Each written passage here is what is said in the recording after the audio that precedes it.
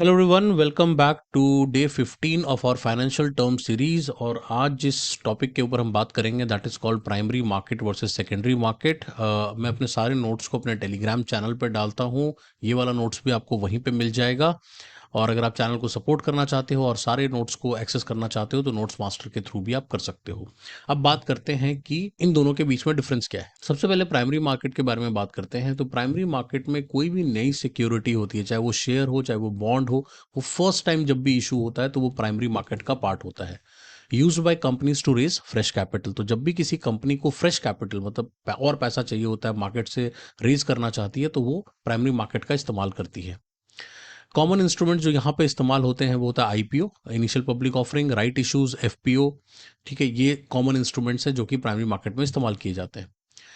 Price is fixed by the company. अब यहाँ पे क्या होता है कि जब भी आईपीओ आता है, राइट, जनरली या राइट इशू आता है, तो उसमें हमेशा जो प्राइस होता है ना उसका, वो हमेशा कंपनी डिटरमाइन करती है या अंडर राइटर्स जो होते हैं वो डिसाइड करते हैं। तो बेसिकली जितने भी इन्वेस्टर्स होते हैं वो कंपनी से डायरेक्टली बाय करते हैं। ठीक है, money goes to the issuing company. तो ऑब्वियसली जो मनी होता है, जब इन्वेस्टर आपसे डायरेक्टली बाय कर रहा है तो वो पैसा कहाँ जाएगा? वो सारा पैसा आपके पास आता है, कंपनी के पास आता है। और जनरली ये रेगुलेटेड बाय आरबीआई है। ठीक है, और investment with the help of investment banks. तो जो इन्वेस्टमेंट बैंक्स होते हैं वो इसको हेल्प करते हैं, और जो इसको रेगुलेट करता है वो आरएस से भी करता है।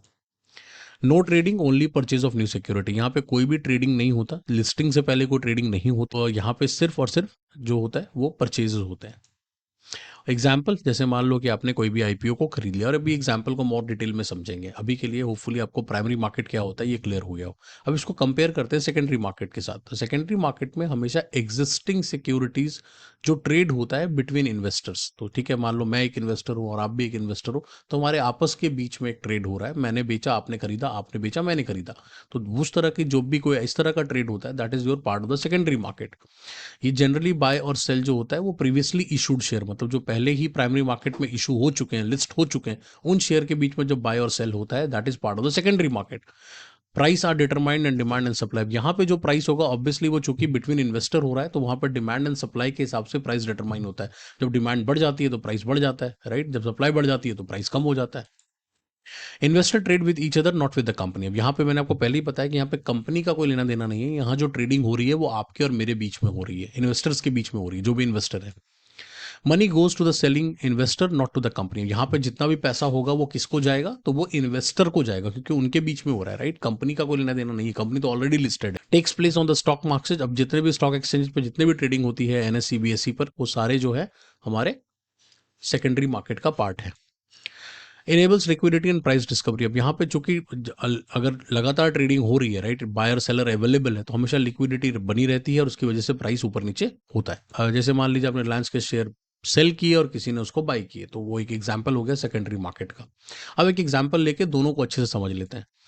अब मान लीजिए कि प्राइमरी मार्केट का एग्जांपल लेते हैं, तो मान लीजिए जोमेटो जो है वो अपने ऑपरेशंस को एक्सपैंड करने के लिए अपने मनी को रेज करना चाहता है, तो वो अपने आप को क्या करेगा? वो अपना आईपीओ लेकर आएगा, राइट। आए जब आईपीओ आएगा तो उससे क्या होगा? लोग आईपीओ को बाय करेंगे। अब मान लो आपने 100 शेयर को 100 रुपये ईच पे खरीद लिया, तो आईपीओ के टाइम पे अगर आईपीओ इतने पे लिस्टेड है, आईपीओ का प्राइस जो है कंपनी डिटरमाइन करती है, तो जोमेटो अपना प्राइस खुद डिटरमाइन करेगा कि भाई मेरे को 100 रुपये का रखना है अपना शेयर, राइट।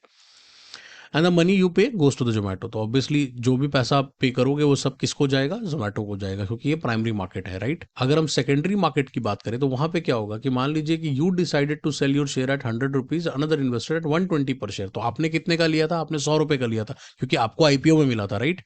तो अब क्या होगा? वहां अलॉटमेंट होती है, तो वो आपको मिल गया। मान लीजिए आपको 100 रुपए पर शेयर आ गया। अब आपने डिसाइड किया नहीं, मैं तो 120 का बेचूंगा भाई, उससे कम का नहीं बेचूंगा। तो इस सिचुएशन में क्या होगा? आप प्रॉफिट बनाओगे कितने का? 20 रुपीज पर शेयर का, क्योंकि आपने किसी और को बेचा है, आपने कंपनी से कोई लेना देना नहीं है। तो the money goes to you, money आपको मिलेगी, ना कि जोमेटो को। प्राइमरी मार्केट में सारा मनी कंपनी को मिलता है। ठीक है, तो this is a secondary market example. Thank you so much. I hope कि आपको पूरा समझ में आ गया हो प्राइमरी मार्केट क्या होता है, सेकेंडरी मार्केट क्या होता है। अक्सर स्टूडेंट्स इसके बीच में कंफ्यूज हो जाते हैं, और इसके नोट्स मैं टेलीग्राम में पोस्ट कर दूंगा, तो वहां से ज्वाइन कर लेना। उसका लिंक मैं डिस्क्रिप्शन में डाल दूंगा। मिलते हैं अगली वीडियो में।